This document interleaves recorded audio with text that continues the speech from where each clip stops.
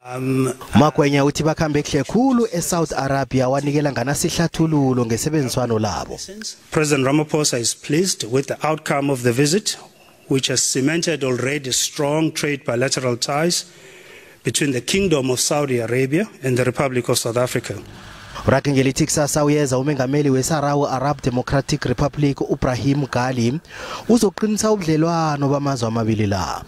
Mangwenya uthanga qeda wathoma wakhuluma ngendaba ezenzeka lapha ekhethu.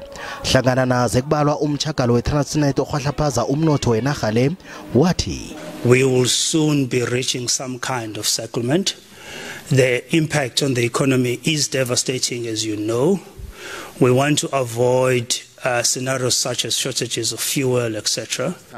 Ukhibelela kwencwadi eqale imbonelelo nezipho eziyakubongqongqotshe nakho ekuyindaba khulunywako ngemva kokuthi kube nezwango batsho ukuthi abongqongqotshe bazokufumana amanzi negezi simahla uyihlathulule naye uMangwenya.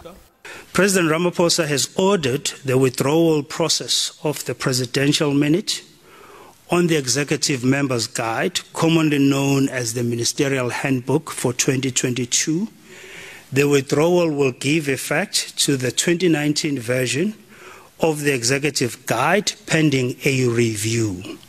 Umbuzo obuzweko ukuthi usasithemba na isikhulu esiphetheko seEskom. The president still has faith in the management and leadership of eSkom. It will not be prudent to single out an individual at this stage, considering and appreciating the complexity of issues at eSkom as they've been outlined before multiple times. Uphethe ngelithi banethembe elikhulu ebhodinetshe ephetheko yeEskom bona izowurarulula umraro kunande qindeliswa igezi.